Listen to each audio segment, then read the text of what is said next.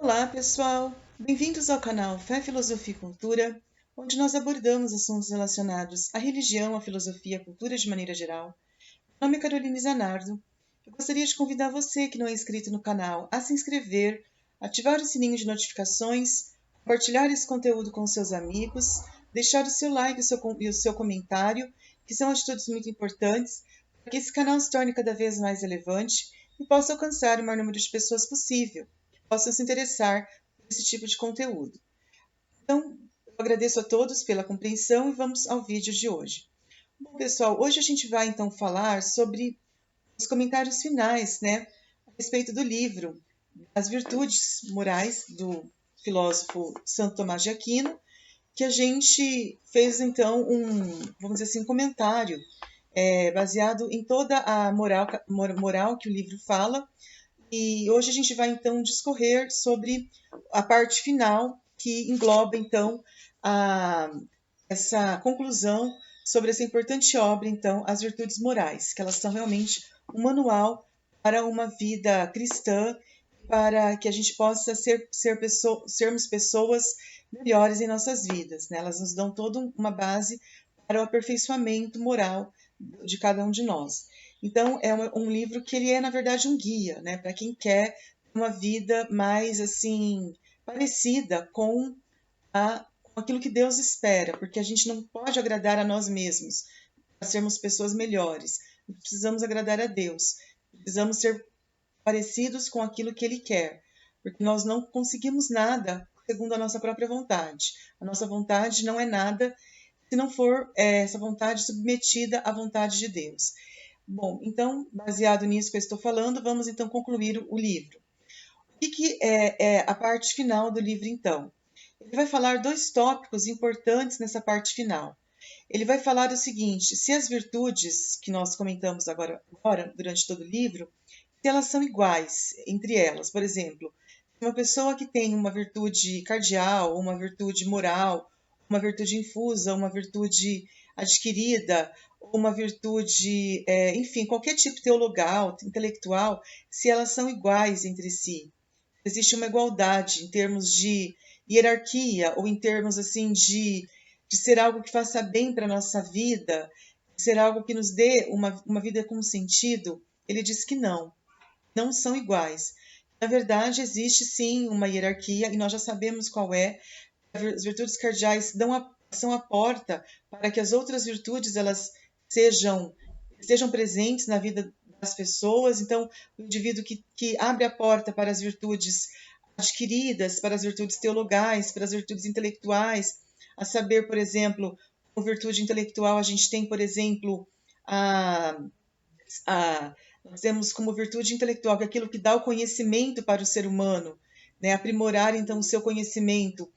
Então a gente vai ter a fé, a gente vai ter a esperança, a gente vai ter a sabedoria, principalmente como virtude intelectual e daí também teologal, porque nos aproximam de Deus, basicamente, né? As virtudes teologais são aquelas que nos aproximam de Deus, como por exemplo a fé, a esperança. Então assim, não existe como não tem como elas serem iguais. Por quê? Porque a caridade, porque as virtudes cardeais, elas seriam a porta. Então, as outras, as teologais, as intelectuais, elas vêm depois. Então, elas são virtudes aprimoradas. Então, as teologais, as intelectuais, aquelas que nos aproximam de Deus, como, por exemplo, as teologais, como a fé, a esperança e a caridade, como eu falei, nos aproximam de Deus. Então, não tem como essas virtudes serem iguais, você colocar em pé de igualdade com as virtudes, por exemplo, morais ou com as virtudes cardeais. Obviamente, elas estão em um patamar superior. Então, nesse sentido, a caridade ela é superior e as virtudes teologais são superiores, né? Porque elas se importam, elas nos aproximam do fim último que é Deus. Deus é o objetivo de cada um de nós. Ele coloca aqui muito claramente que essa nossa vida ela tem que nos aperfeiçoar para chegarmos a Deus. Então, assim, como eu falei, essas virtudes elas não podem ser iguais, né? Por quê? Porque vai existir uma hierarquia. E aqui no caso de baixo para cima, subindo até a gente alcançar o grau máximo, né? Porque a gente falou até no vídeo passado, existem as virtudes que são consideradas perfeitas e imperfeitas. Então, com certeza, aquelas que estão aqui na Terra, como por exemplo as morais, as cardeais, elas seriam mais imperfeitas. Elas nos dão a base para a perfeita, mas assim a gente precisa sempre se aperfeiçoar para que a gente possa se aproximar do divino, que é o nosso fim último. Então, assim, nesse sentido, as virtudes elas não podem realmente, de nenhuma maneira, serem consideradas iguais, embora seja um tema controverso, porque sempre vai ter aquele, né, aqui até no livro, que vai dizer o contrário, vai dizer que elas são iguais, vai dizer que o indivíduo que tem a caridade ele vai ter em pé de igualdade as outras virtudes e que tudo vai ser assim uma coisa só, né? Ela, vamos dizer assim, até quando a gente falou da questão de elas serem conexas no vídeo anterior, né? Se elas existem, vamos por assim, na mesma quantidade, se todas as virtudes estão presentes no indivíduo ou se só uma. Então é um tema controverso, mas assim, a princípio, a gente pode considerar que existe sim uma virtude que seria considerada a melhor ou a maior, que é a caridade, que é aquela que nos aproxima de Deus. E existe isso, basicamente, essa desigualdade que a gente coloca aqui, segundo os atos, principalmente, né? E não segundo os atos.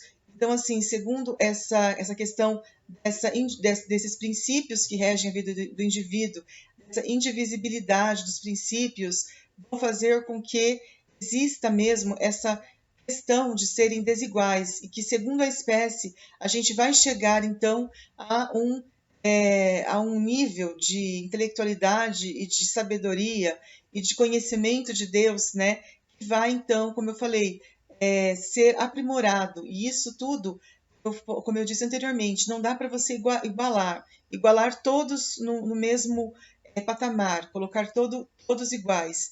Não, porque isso, segundo os atos principalmente, segundo a espécie, a gente vai ver que a forma ela vai ter muitas vezes uma não vai ser igual, não dá para a gente colocar isso como sendo algo durante a vida do indivíduo e depois, principalmente, como sendo algo igual, como sendo algo da mesma maneira, vamos dizer assim. Isso não vai permanecer imutável, isso vai mudar conforme o indivíduo ele vai adquirindo novas virtudes, ele vai adquirindo novos atos, ele vai mudando, né? Ele não vai ficando igual. E aí depois também ele vai falar, para concluir aqui a obra, né, sobre a questão das virtudes cardeais, né? As virtudes cardeais, né, ele vai então falar que elas realmente não vão nos acompanhar, né? Vamos dizer assim, na pátria celeste, que é o nosso fim último, né? Como eu falei, se essas virtudes cardeais, que nós falamos que elas são a porta, se elas permanecem na pátria celeste. E ele fala que elas não permanecem, né? Na verdade, elas são virtudes terrenas, porque, igual a gente falou nos outros vídeos, elas são a porta para as outras virtudes. Então, as virtudes cardeais, que são a prudência, a temperança, a justiça, a fortaleza, elas são virtudes que elas são essenciais para que as outras virtudes elas sejam colocadas no indivíduo, elas sejam, vamos dizer assim, estejam presentes e elas causem um aprimoramento, elas melhorem o comportamento, a questão do caráter da pessoa, só que elas não vão ser as virtudes que vão acompanhar a vida futura, na pátria celeste. Por quê?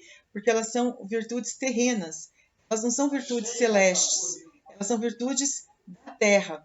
E elas são importantes para o aprimoramento, para que as outras virtudes elas aconteçam e aprimorem a vida do indivíduo, o caráter do indivíduo, para que o indivíduo se torne uma pessoa melhor. Mas não quer dizer que elas vão acompanhar o indivíduo na vida na pátria celeste. Elas não vão fazer isso, porque elas pertencem principalmente à parte racional do indivíduo, conforme a gente já viu quais são: a prudência, a temperança, a justiça, a fortaleza, né? Então, elas estão ligadas à parte irascível, concupiscível, né? Elas estão ligadas às partes sensitivas, à parte irracional da alma, aquilo que diz respeito àquilo que está principalmente na parte terrena do indivíduo, na parte concupiscível, e isso não acompanha o indivíduo na pátria celeste. Na pátria celeste, o indivíduo ele vai ser uma pessoa isenta de todas as imperfeições que ele carregou na vida terrena, e tudo isso que torna o indivíduo, muitas vezes, uma pessoa com a natureza humana presente, com aquilo que é decaído, com aquilo que é falho, com aquilo que o impede de chegar até Deus, isso fica por aqui mesmo, isso não vai acompanhar o indivíduo num outro plano, no plano celeste. Então, essas virtudes que são consideradas cardeais, na pátria celeste, a prudência, a caridade, a temperança, a justiça, a fortaleza, elas irão adquirir uma característica divina, elas vão se divinizar. É como se elas deixassem de ser, elas vão perder toda essa característica de virtude que elas tinham, assim, imperfeita, né? Conforme a gente falou até, que as virtudes elas podem ser perfeitas ou imperfeitas. Então elas vão adquirir, elas vão deixar, né, de ter, até por uma evolução desses atos humanos, né, que dão vazão para a sabedoria, que dão vazão para a fé, que dão vazão para tantas outras virtudes que são muito mais nobres e aprimoradas. Na Pátria Celeste, essas virtudes que são consideradas cardeais, elas também vão se divinizar, elas vão adquirir um caráter divino, e obviamente elas vão deixar de ter aquela natureza que elas tinham aqui na pátria terrena, onde elas eram falhas, onde falhas no sentido de que o indivíduo precisa se submeter à razão para que elas possam gerar algum tipo de fruto, porque a virtude é aquilo que faz o homem bom e torna boa a sua obra. Então, assim, aqui na pátria terrena, essas virtudes precisam se submeter à razão para que o indivíduo ele seja uma pessoa nobre, né? Que seja alguém com características nobres, com características parecidas com o divino. Agora, se ele fica basicamente cedendo aos seus apetites, às suas paixões, à sua concupiscência, à sua parte irascível, o indivíduo vai estar totalmente ele não vai ter nenhum aprimoramento moral dessas virtudes que possa fazer com que na pátria celeste elas possam permanecer iguais. Então isso não faz sentido. Na pátria celeste elas vão deixar de ter toda essa característica decaída que ela tinha aqui na vida terrena para adquirir um lado divino, né? Para que elas possam ser virtudes melhores, para que elas possam então trazer um caráter divino para a sua natureza, para a sua essência, que não é uma essência, como eu falei, uma essência boa, uma essência pecaminosa, uma essência marcada pela natureza decaída, né? Então elas têm que mudar de característica, isso aí é óbvio. Então eles dizem assim, que elas não vão realmente permanecer na pátria celeste, mas elas vão ganhar então um viés, é como se elas fossem transformadas pela mente divina, pela característica divina, Deus divinizando então virtudes que não têm por si mesma nenhum lado divino, né? Eu falei, elas não têm esse lado divino, ao contrário das virtudes teologais, como a fé e a caridade, que, ainda que seja, por exemplo, a caridade, que lá no céu ela é a virtude mais perfeita, a virtude mais nobre, mais parecida com Deus, a fé, por exemplo, ela é uma virtude que ela é considerada inferior, que ela é um trampolim para a caridade. Mas assim, a fé, ela não seria a mesma coisa lá no céu. Talvez ela estaria numa condição inferior, então ela estaria numa condição inferior, então ela não estaria lá no céu, como a caridade, por exemplo, está, ela estaria abaixo. Então, nesse sentido, a gente pode considerar que só a caridade, que ela é a virtude teologal e a virtude que torna o homem parecido com Deus por excelência, poderia permanecer lá vamos dizer assim, com uma virtude master, né? Uma virtude principal, tendo as outras de uma escala inferior, obviamente, e que precisam, então, de ter uma infusão da graça, né? Porque a graça é o que torna a virtude uma coisa essencialmente boa, então elas precisam da graça divina para que essas virtudes possam serem melhores e, vamos dizer assim, permanecerem com algo bom e até permanecer depois desta vida, permanecer lá no céu com a caridade, como eu falei, como uma virtude que dá ao homem essa característica mais divina e que faz com que ele realmente seja alguém que possa viver a sua vida plena, porque a vida plena, segundo o que o próprio livro ensina, ela não se dá aqui, né? A vida plena ela se dará lá, né, lá na Pátria Celeste, é que a gente vai desfrutar do bom e do melhor, vamos dizer assim, que essa vida nossa aqui, ela é imperfeita, né? Então até tem aquela música que diz, né, quando o perfeito, né, que fala que quando o perfeito vier o imperfeito, né, desaparecerá. Então, quando vier Deus, que é o perfeito, o imperfeito, que é a natureza humana, são os vícios, são os hábitos negativos, as coisas ruins, elas vão desaparecer. E só vai subsistir então aquilo que é eterno, aquilo que vem de Deus, né? Aquilo que realmente importa, e não a vida daqui da terra, que é a vida que não importa. Então, assim, eu espero que vocês tenham gostado dessa nossa abordagem que a gente fez sobre esse livro, As Virtudes Morais, do Santo Tomás de Aquino, né? Que vocês possam deixar o seu comentário, o seu like, e eu agradeço a todos pela atenção. Até a próxima. Tchau, tchau.